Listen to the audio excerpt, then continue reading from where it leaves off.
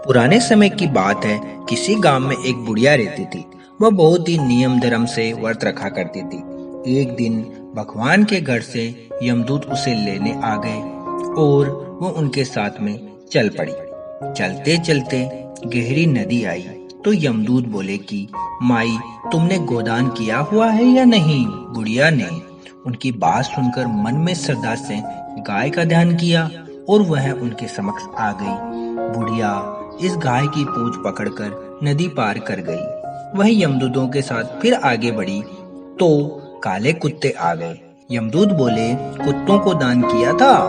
बुढ़िया ने मन में कुत्तों का ध्यान किया तो रास्ते से हट गए।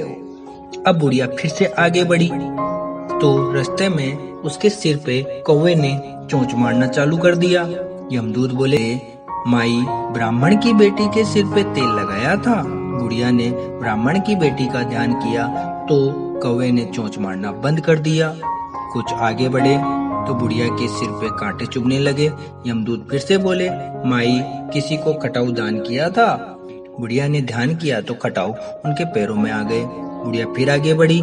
जब यमलोक लेके गए तो चित्रगुप्त जी महाराज बोले, हे धर्मराज जी महाराज, बुढ़िया ने दान पुण्य बहुत किया, लेकिन आपकी ना तो कोई कहानी सुनी ना ही कोई दान पुण्य किया, तो मैं परम धाम का दरवाजा कैसे इनके लिए खोल दूं? सारी बात सुनने के बाद बुढ़िया बोली, हे भगवान, आप मुझे 7 दिन के लिए धरती पे भेज दीजिए। मैं धर्मराज जी महाराज का व्रत रखूंगी, उद्यापन करूंगी और वापस आ जाऊंगी। बुढ़िया माई को वापस धरती पर अपने गांव आ जाती है और गांव आने पर उसे सब भूतनी समझकर अपना दरवाजा बंद कर लेते हैं। तब वह अपने घर गई तो बेटा बहू ने भी दरवाजा बंद कर लिया। बुढ़िया ने कहा कि मैं भूतनी नहीं हूँ, मैं तो धर्मराज जी की आज्ञा से वापस धरती पर 7 दिन के लिए आई हूँ।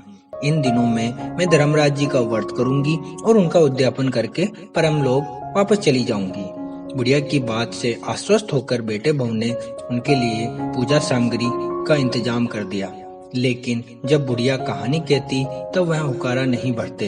इससे बुढ़िया फिर अपने पड़ोसन की कहानी सुनाती और वह हुकारा भरवाती। 7 दिन की पूजा व्रत उद्यापन के बाद धर्मराज जी ने बुढ़िया के लिए विमान भेजते हैं। स्वर्ग का विमान देख उसके बेटा बहू के साथ सारे गांव वाले स्वर्ग जाने के तैयार हो जाते हैं। बुढ़िया ने कहा कि तुम कहाँ तैयार हो रहे हो? मेरी कहानी तो पड़ोसन ने सुनी थी, इसलिए वही मेरे साथ जाएगी। सारे गांव वाले बुढ़िया से धर्मराज जी की कहानी का आग्रह करते हैं। तब बुढ़िया उन्हें धर्मराज जी की कहानी सुनाती है। कहानी सुनने के बाद ग्रामवासी विमान में बैठ के स्वर्ग लोक चले जाते हैं। धर्मराज जी कहते हैं, मैंने तो विमान केवल बुढ़िया को लेने के लिए भेजा था। बुढ़िया माई कहती है, हे धर्मराज जी महाराज, मैंने जो पुण्य किए उनके आधा भाग गांव वालों को दे दीजिए। इस तरह धर्मराज जी ने ग्रामवासियों को स्वर्ग में जगह दे दी।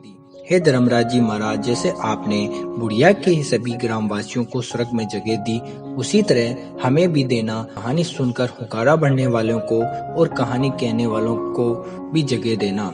हे धर्मराज जी महाराज, आप सभी को सुख शांति प्रदान करना। जय हो धर्मराज जी महाराज की।